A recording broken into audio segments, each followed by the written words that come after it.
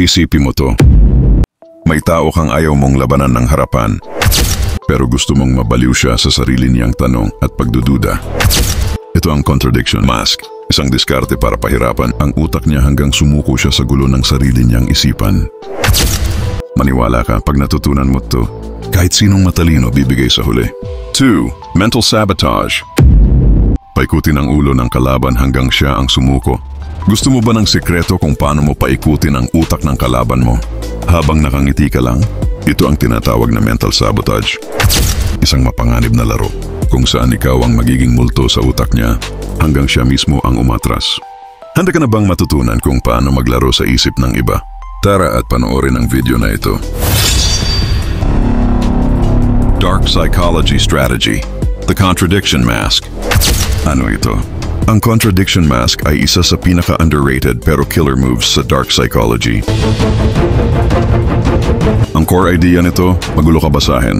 May mga contradiction ka na nakakalito sa iba, kaya di ka nila maklasify at di ka nila basta-basta mamanipulate.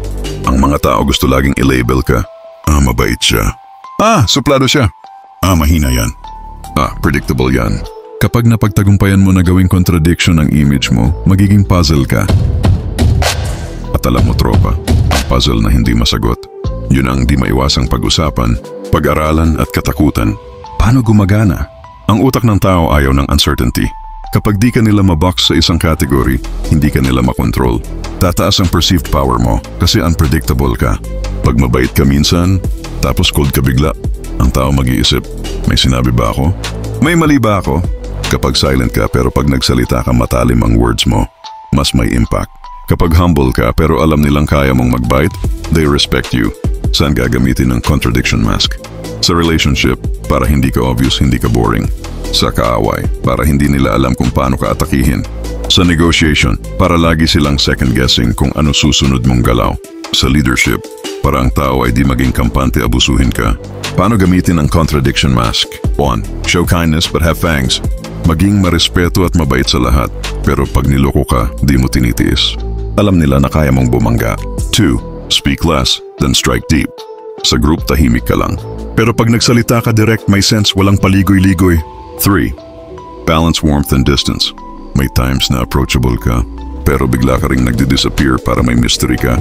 4. Be predictable in values, unpredictable in actions.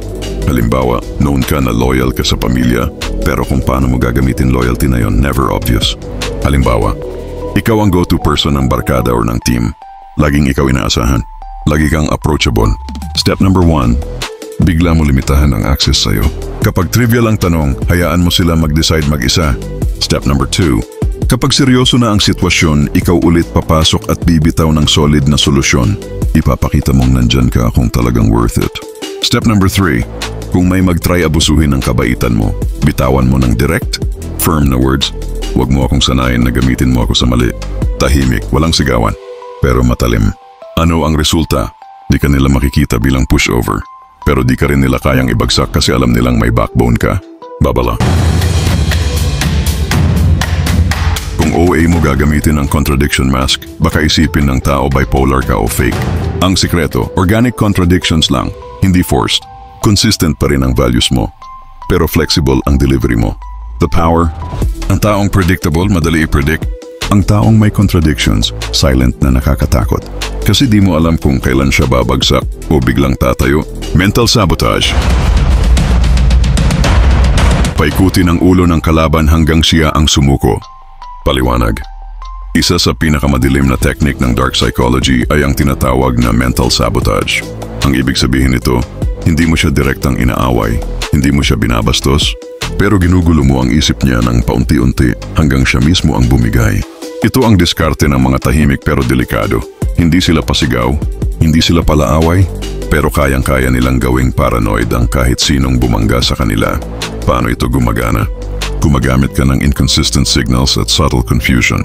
Halimbawa, sa isang grupo, minsan sobrang bait ka, minsan bigla kang tatahimik. Sa chat, minsan diretsong sagot, minsan sinlang. Sa harap ng maraming tao, minsan supportive ka, minsan deadma ka. Ang resulta, ang target mo, mag-iisip kung anong mali sa kanya. Mag-overthink siya. Babagsak ang self-confidence niya. At ikaw, wala kang effort, kalmado ka lang. Halimbawa, Scenario. May tropa kang inggit na inggit sa'yo. Puro siraan ang gawa sa likod mo. Hindi mo siya kino-confront. Sa halip, gagamitin mo ang mental sabotage. 1 subtle praise plus subtle insult. Sa harap niya, minsan purihin mo siya ng ayos ka rin pala minsan. Pansin mo may minsan, bati pero may kurot. Tatamaan ang ego niya pero wala siyang magawa kasi technically hindi ka naman bastos. 2. Minsang palapit, minsang palayo. Pag nagkukwento siya, minsan interesado ka. Minsan obvious na wala kang pake. Pag nagyaya siya, minsan go ka agad, minsan busy ka daw. Maguguluhan utak niya kung kaibigan mo ba siya o hindi. 3. Gumamit ng tahimik na audience.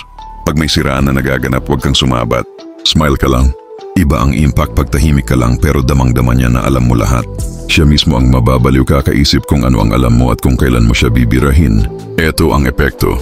Ang target mo, magdududa sa lahat. Bawat galaw niya, kakabahan siya kung tama ba ang sinasabi niya. O baka binabasa mo lang siya. Bumabagsak self-esteem niya. Lumalakas ang aura mo. Hindi ka nag-ingay pero nawasak mo siya mentally. Reminder sa diskarte. Ito ay para sa mga kalaban o toxic na tao. Hindi para sa inosenteng tao o kaibigan na walang kasalanan sa'yo. Gamitin mo lang kung kailangan dahil brutal ito. Thank you for watching. And subscribe for more.